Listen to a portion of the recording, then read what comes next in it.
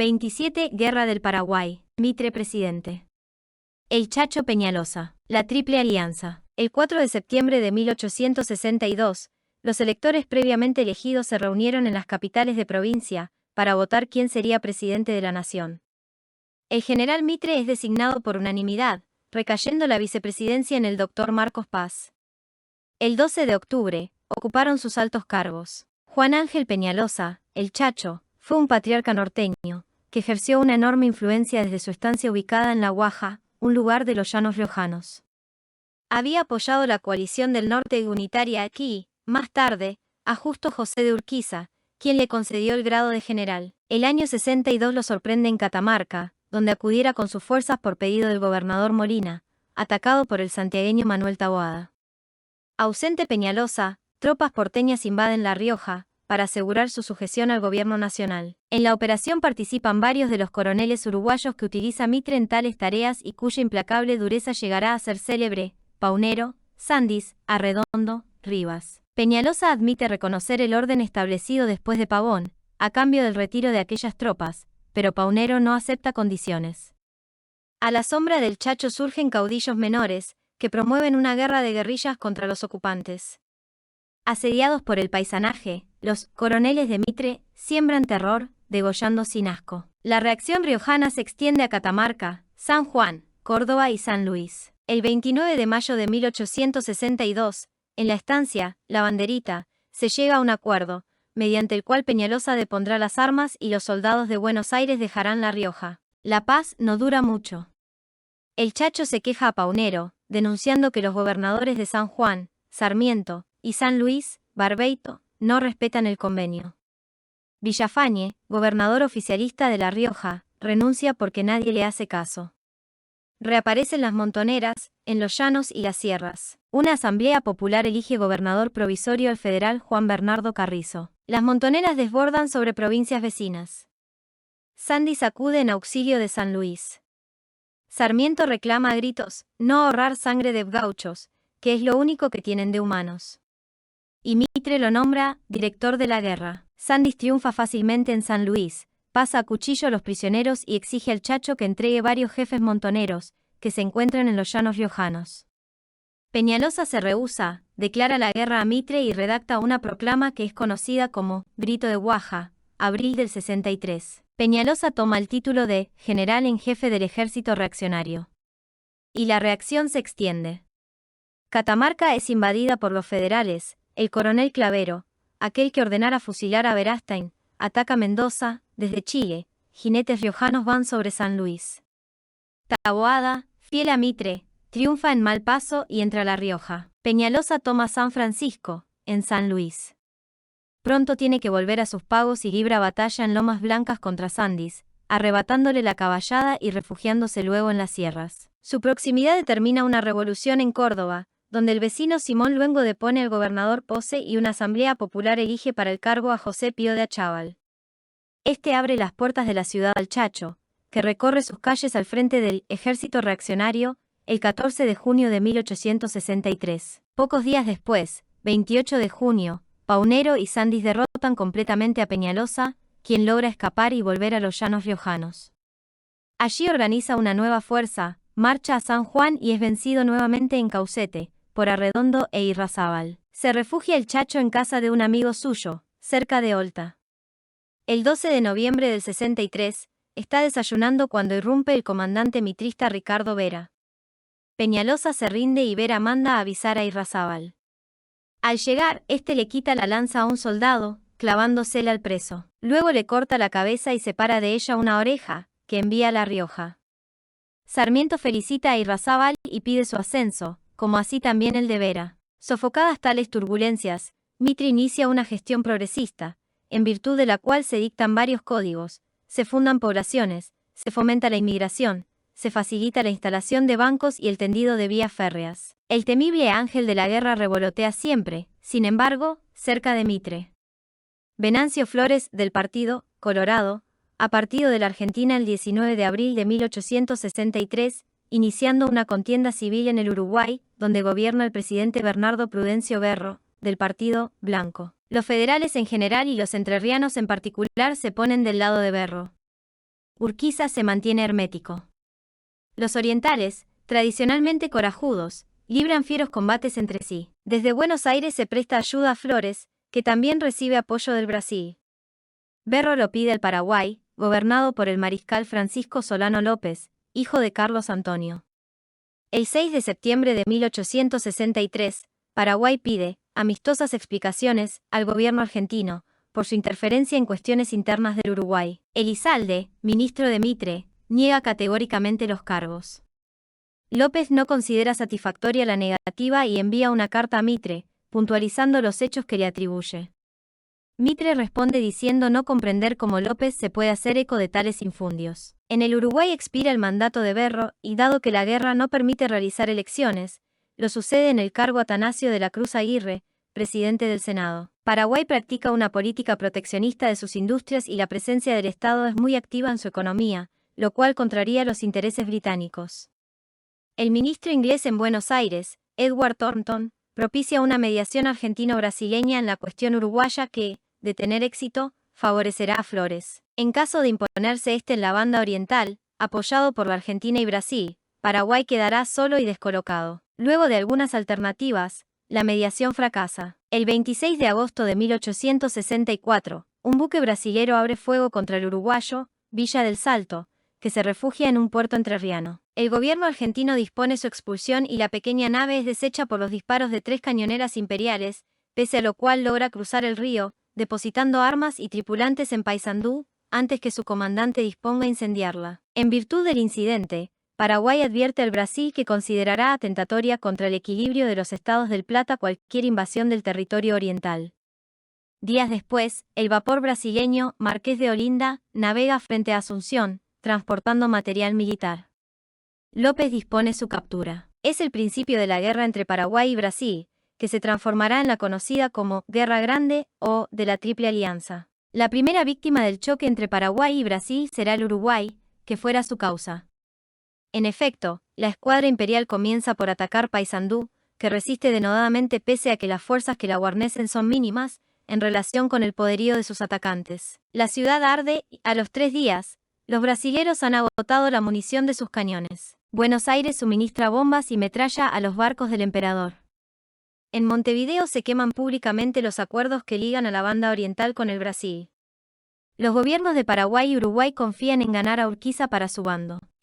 Sin embargo, prefiere realizar un negocio ventajoso con los brasileros y les vende a buen precio un gran lote de caballos, marginándose del asunto. Con tropas abrumadoramente superiores, 20.000 soldados contra 600, los imperiales, aliados con Venancio Flores, reinician el ataque a Paysandú, defendida por el esforzado Leandro Gómez. 56 horas se prolonga la resistencia, hasta que no queda piedra sobre piedra. Gómez no tiene balas y reemplaza los fulminantes de sus tercerolas con cabezas de fósforos. Más de 4.000 bombas han caído en la pequeña población. El 2 de enero de 1865 entran a ella los atacantes.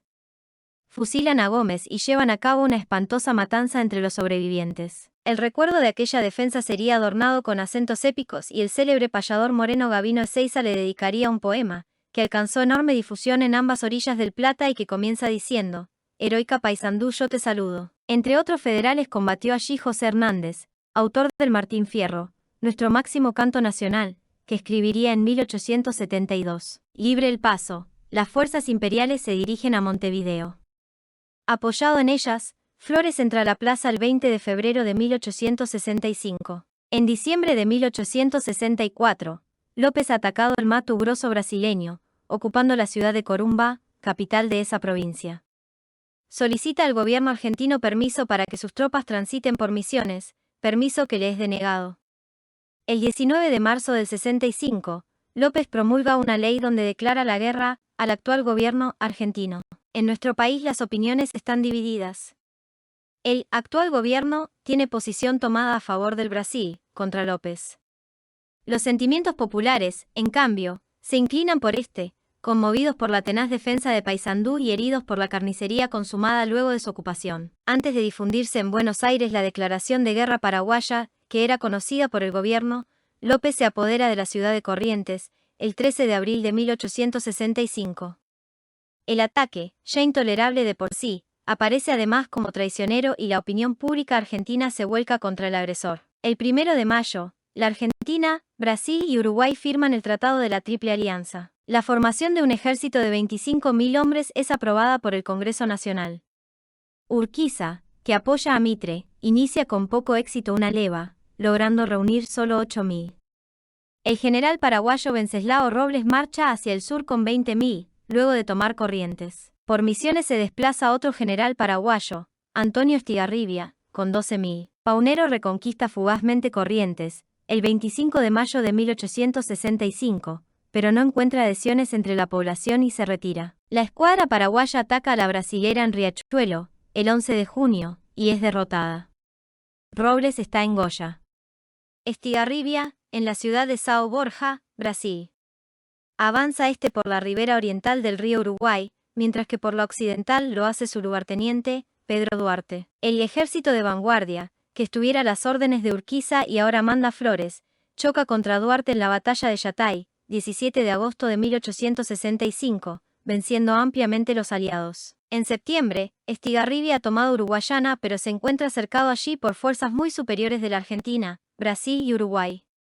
En el teatro de operaciones se hallan Mitre, Flores, el emperador Pedro II y el ministro inglés Thornton. Mitre, que comanda en jefe los ejércitos aliados, delega transitoriamente el mando en el general Manuel Márquez de Sousa, quien condujera la división brasilera en Caseros, recibiendo luego el título de barón de Porto Alegre.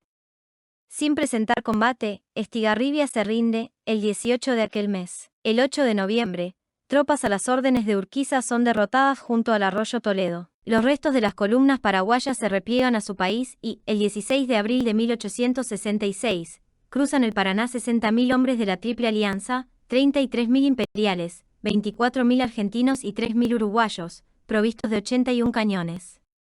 Queda en reserva una fuerza brasilera de 14.000 soldados, con 26 piezas de artillería. La escuadra del Brasil la comanda el almirante Tamandaré e incluye 9 acorazados, buques blindados mucho menores a los que hoy conocemos por tales, con 59 cañones de ánima estriada. El desembarco tiene lugar en una zona de esteros y pantanos. No lejos se halla la fortaleza de Humaitá, poderoso bastión paraguayo.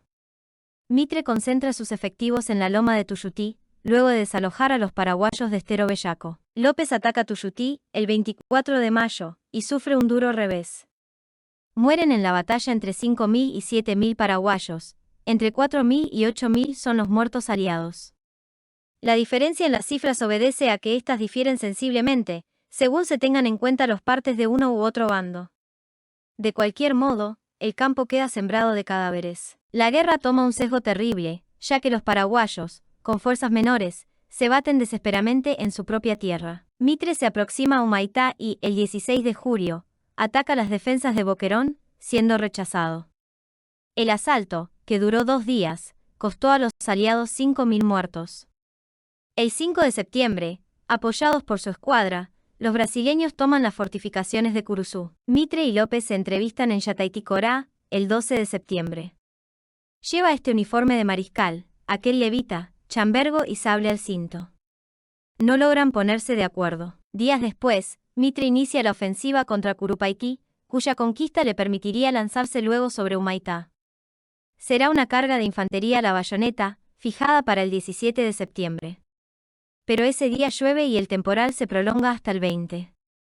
En medio del barro, 17.000 argentinos y brasileros se lanzan al ataque, el 22. La táctica prevista por Mitre consiste en llegar hasta las proximidades de las líneas enemigas y simular una retirada para intentar que los paraguayos, abandonando sus trincheras, comiencen una persecución que eventualmente les costará cara. La extravagante maniobra se lleva a cabo bajo un fuego infernal.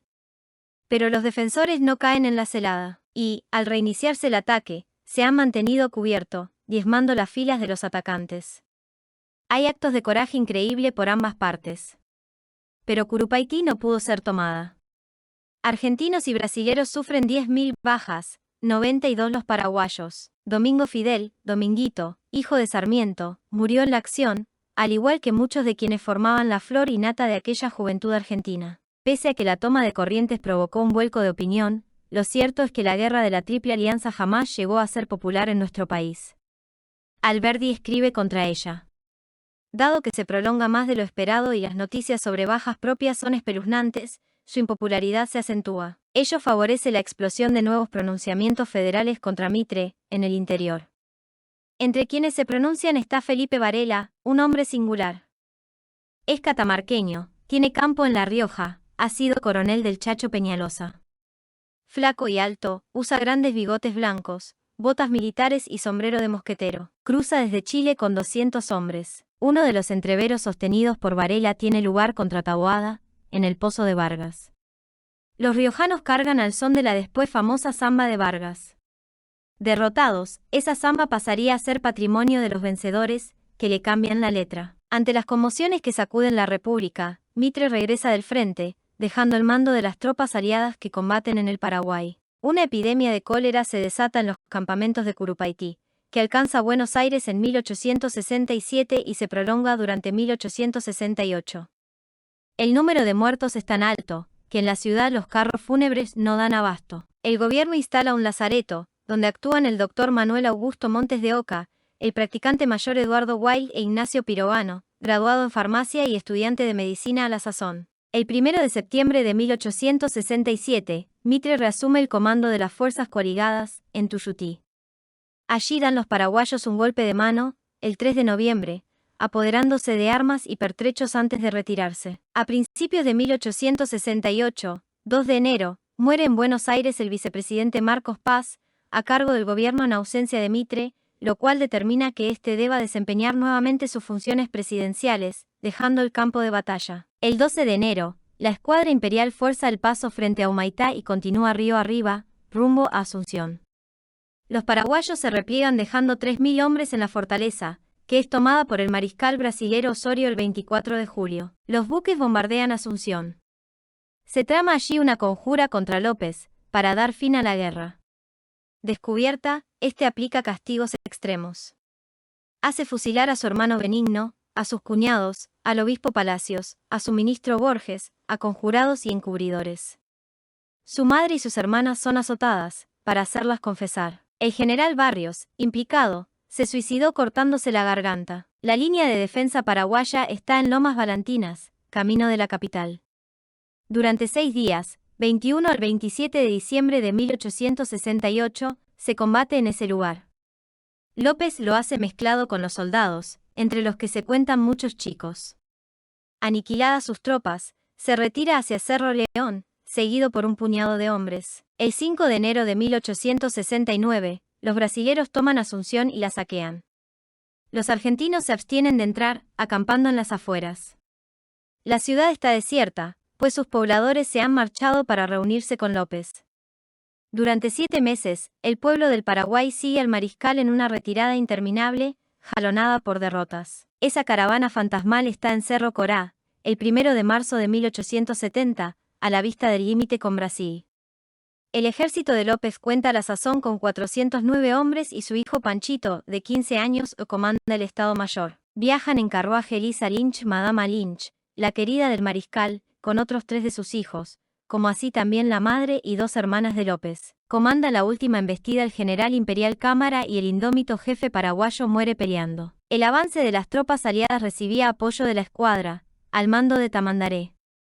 No obstante la importancia que revestía tal apoyo, los buques se vieron obligados a detenerse en las cercanías de Curupaití, pues una sucesión de minas flotantes les cortaba el paso, boyando apenas en la superficie del río, de una orilla a la otra. Transcurrió bastante tiempo antes de descubrirse que se trataba de un hábil simulacro. Las presuntas minas no eran otra cosa que inofensivas damajuanas, unidas entre sí por un largo cable.